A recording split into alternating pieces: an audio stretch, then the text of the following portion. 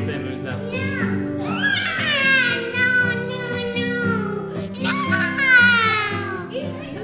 Why do you hate guitar so much now, old minister? Done?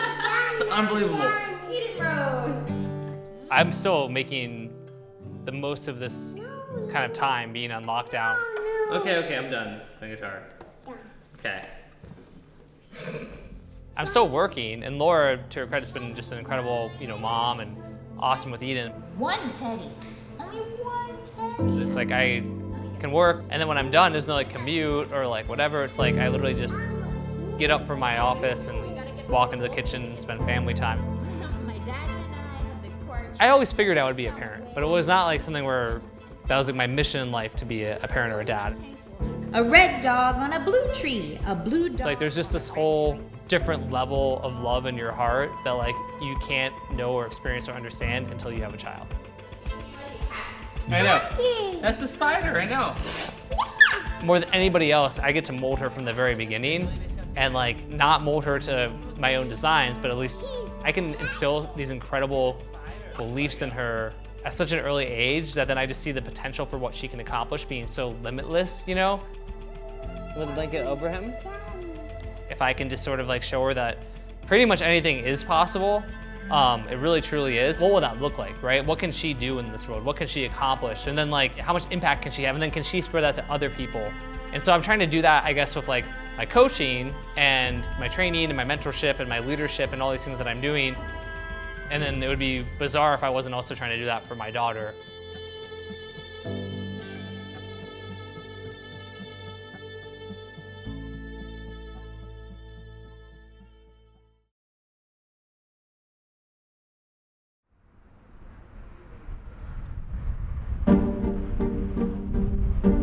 Okay, you want up? Got it.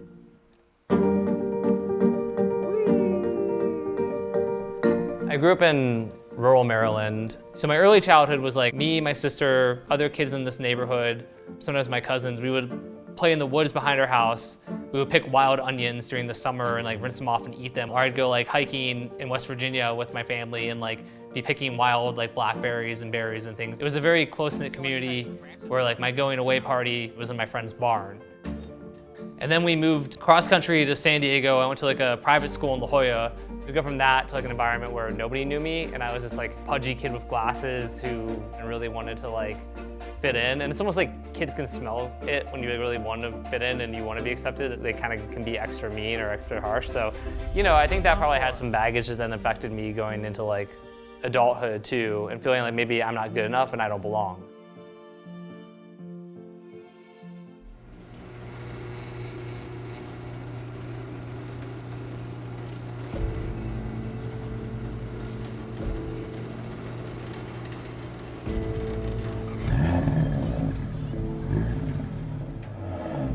All right, so why don't we start off with how did you end up as a copywriter? In 2011, I was in Marble Falls, Texas, teaching kids about the outdoors and nature, and I thought that's what I was going to do for an extended period of my life. But in May of that year, I went hiking with my dad back in San Diego. We hiked up a mountain, and I was just home for a weekend, and I got a call maybe a week or two later that my dad had been diagnosed with cancer, and he ended up having stage 4 cancer. I went back home to San Diego to spend as much time as I could with my dad before he passed. It was a difficult time and challenging, but of course I was glad I did it because I got to be there and spend this quality time with my father. And then he passed at the end of October of 2011. And after that, I needed a break. So I ended up booking a trip to Las Vegas. The final day, Sunday, we go to Caesar's Palace. We're sitting there. A girl walks into the card room. I immediately think she's absolutely beautiful. And I make a joke to the table. I hope she gets seated at our table. But she did get seated at our table. Somebody asked her what she did for a living. And she said, I'm a writer. I wanted to talk to her. So I said, what kind of writer? She said, I'm a copywriter. I was like, wow, copywriting, that's really interesting. And I pulled out my phone and Googled, I think the iPhone 1 or whatever, but I Googled what's a copywriter because I had no idea what a copywriter even was. The girl and I hit it off and ended up moving in with me pretty much after we met. And I was out there for this Fortune 500 company doing this outside sales job where I was in the hot sun all day, and I made $200 a day, and I'd come home and she was in her underwear drinking a beer and she'd made $1,200 in the same day. And it got to the point where I was like, well, what am I doing here? I want to do what you're doing. And I asked her, do you think I could be a copywriter? Do you think I could make money doing that? And she was like, yeah, you seem like a great writer, and I'll help you out. And so I posted something on a site called Warrior Forum, and I charged $149 for a sales letter. I woke up that next morning and I had $298 in my PayPal account. So that was like the whole aha moment of, oh my God, people will pay me to write. I can do that. And are you with that woman, the copywriter, today? Yes, and then that woman is my wife. Oh, okay. And we have a daughter together, and yeah, it was a really fortuitous moment in my life, to be sure.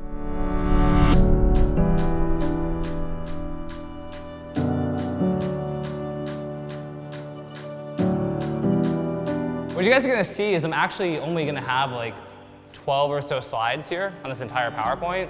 And then a lot of what we're gonna be doing is me walking you through stuff and workshopping. We really are gonna workshop. The goal of what we're doing here today is that by the time we're finished, you have everything in place where you can leave here and write your own sales letter, and that you can do it in a pretty remarkably fast amount of time. A winning sales letter utilizes direct response marketing. So what is direct response marketing? Really, it's marketing where the objective is to get your prospect to take a direct response or to take a direct action, right? So they're gonna buy something or set an appointment or get on the phone, specifically telling our prospect to respond to our marketing. We're saying, take this action, do this thing, whether that's to buy a product or again, to book an appointment, whatever. His commitment to the craft and his ability to simplify things and teach them is, I think, a huge reason why people will say he's one of the best copywriters ever. Because not only does he do the work, he's able to translate it into such an understandable way. Most copywriters at his level can't teach what they do or how they do it, where he literally breaks it down to a step-by-step formula that can take a writer who is very new and turn them into a competent writer that can write winners in a tiny fraction of the time that it would take. Of course I'm taking notes. I mean, he's a smart guy. I was gonna hire him just for myself, and then I thought to myself, well, why would I not give my entrepreneurs the same access? So that's how we ended up starting to work together. I think one of the things I learned with Stefan as I got to know him more and more is he really is an abundant mindset that really wants everybody around him to win, and he really cares about your success, and he likes seeing people win. Some people, they like to see you win, kinda. He's a 90-year-old man in a 32-year-old man's body who wears like tiny little socks and old man shoes and coats. He's a quirky dude. I mean, we all are, right? If you're gonna get good at this stuff, you can't be particularly normal. But he's a very ethical guy, pretty funny, straightforward, and just seems to really care about doing good work and being the best, and more importantly, on teaching people. In these forums, it's not just like oh, your cat probably has like this or that. It's these stories of these women with cats, and it's like, my Fluffy is, 2 years old and a real rascal. And, when I come home, he circles around, and so I bought him like one food, but Fluffy doesn't like that. So I got him this wet food that I now use. And like, he loves to sit at the window and stare out at birds, and like this whole freaking thing. And it's like, 500 words, and like, oh, by the way, your cat has fleas, at the very end. But it's like, they give you so much information on forums. So I just love going to forums because people overshare and they tell stories and it's emotional. And by taking that stuff and then answering those research questions in forums, you can then kind of like appropriate their language too. You can take what the language they use or the slang or the terminology, and you can write in your sales copy in a way that's going to then connect with them on a deeper level. A lot of people, when they teach, they're really just talking at people, and it's like either you get it or you don't get it. And I'm really trying to like talk to them and with them and get them to really understand, and then making sure like they don't understand, then like I don't keep going. It's like, we'll keep going once you actually understand this, and then just going deeper and deeper. I think that's really important. As we're explaining like our value proposition and the unique mechanism and what we're offering, people just really learn through stories and metaphors. And so, especially for a concept that maybe is like a little bit like dry, your metaphor could be something of like just like a sculptor starts with a big like block and then chisels away to create like a beautiful statue. Your creative talent that's inside of you right now is like that block, but through these classes we're gonna chisel away to end up with this beautiful like creation at the end of it type thing. So like, there's a metaphor you could use to sell your service or business or something like that. Does that also make sense? I'm gonna go slowly. Does it not make sense? Is everyone like, what the hell is he talking about? It's totally okay. Before this, I would have looked for other examples, kind of like you were saying at the beginning, how you showed us examples. Right. And I'm like, okay, so I'll write this part and try to figure out what I need to do here. And it would be, I would feel like it was very tedious and annoying. And so what you did by really being thorough with us throughout the day and giving us time for Q&A, and I love your humor as well. I just want to say thank you for breaking it down step by step by step by step. And when you were coaching her, I actually was typing out my own story. I heard you typing furiously. I can hear it. I was typing everything and inserting it just without overthinking and not being perfectionist. I'm like, what's my thing? What's my thing? So I feel like my whole thing is written. Yeah, that's amazing.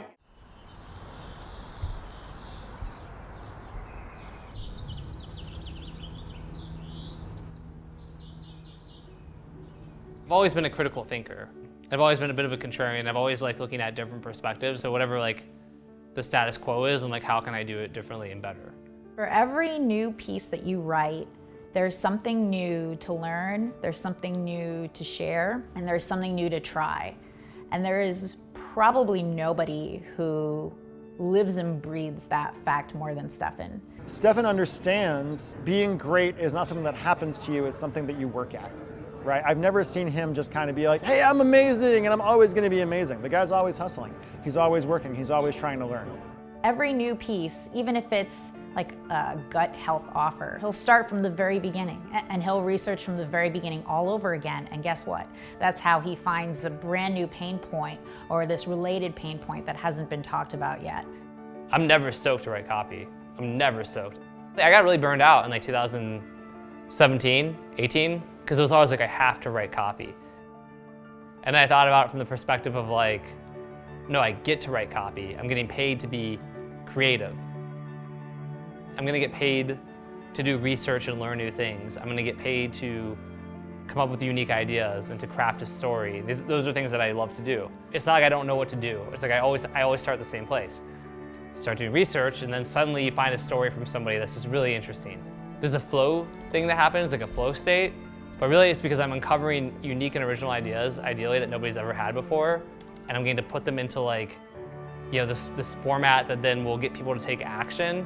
You're creating whole new ways of looking at a problem or looking at the road. And there's a very intoxicating like power to that.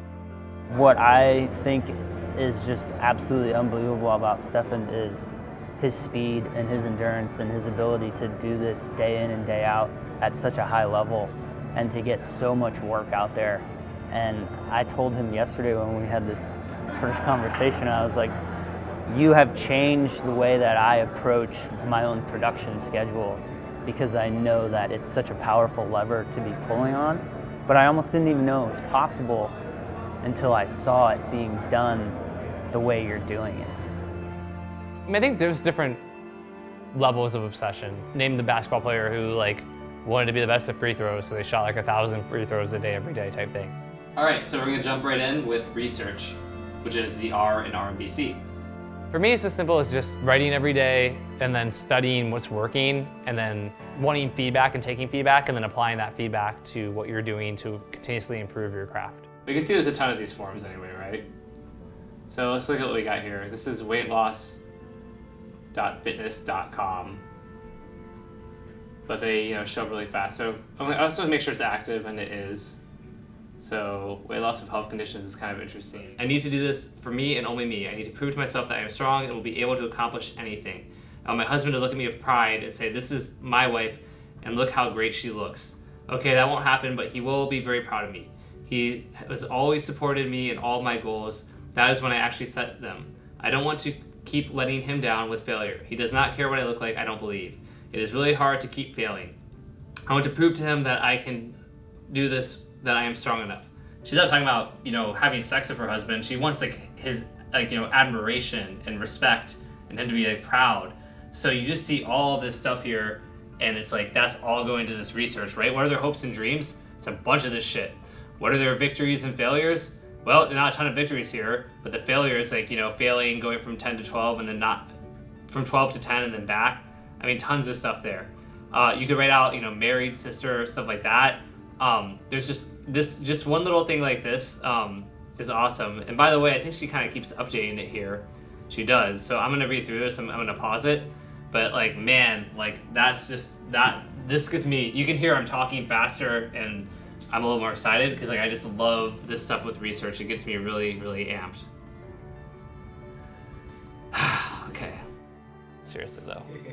I fucking love that. That's what I'm saying with these forums. It's like people are like, hi, like I'm your target customer. Here's everything about me. And you're like, okay, let me just repeat that back to you. And be like, I have a solution. Tired of failing all the time? Like, I am. Like, hey, no problem, you know? What's your husband look at you with admiration and respect? I do. Perfect, you know? It's like, fucking just makes it so much easier. Ugh. This is where I get excited about copy. Why does that get you so excited, man? Cause it's like I know, I just know I'm gonna have an edge almost. It's like, as funny as that sounds, like for me, for whatever reason, I don't know why, you know, we can explore it, but I like really hate the idea of, I just don't want to not be, maybe because I believe in communication so much, I just hate the idea of like not being understood. When I do this research, I can start to really, I really understand who my market is and their pain points. And then I just know that my copy, because of this one thing, is gonna be so much better than what most people would write, just because I'm doing this one little step. And then that makes me happy from like makes me excited because I'm gonna create something that's gonna be effective, I guess. And like that gets me excited too.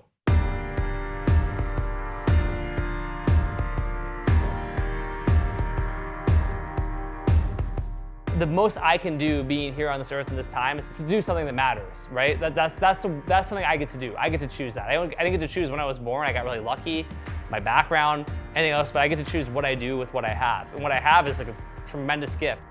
The probability of me being here is so infinitesimally low. And then not only to be here like one of the best times, right, as far as I can tell, it's crazy. And so when I think about all that, I'm like, if I don't make the most of this time on this earth, like I'm a fucking asshole. Like I'm such an asshole. Like what a gift, right? And so part of that is like, well, how do I make the most of it? And it's like, I can be a hedonist and just seek pleasure all of the time. And you know, I love pleasure as much as the next person. I like nice things and all that, but like it's gotta be, you gotta do something more. Part of it is really just helping other people to see that. If you're gonna sit around and like work at a job you hate, and this is your, again, you know, this is your life, but it's like literally this and like this massive, like you're a speck, a blip. I can't even, you know, the space is infinitesimal. And you're gonna spend that time like miserable and unhappy and broke and hating your life and depressed and overweight and whatever this shit is, like that's how you're gonna use this incredible gift you've had. Like I can't have you do that. Like if I can help it, I wanna try to help. And so for me, that means like trying to really coach and teach and train and show people a better way. And so these excuses and the self-limiting bullshit of like, you're being in your own way and it's not your fault. It probably goes back to your childhood and like your own story of I'm not good enough, I don't belong. But if we can get through and past all that shit and help you to make the most of this time in your life here, I think it's a very holy, like devout, like amazing mission and purpose. And I think that's really on a super deep level, like what drives me.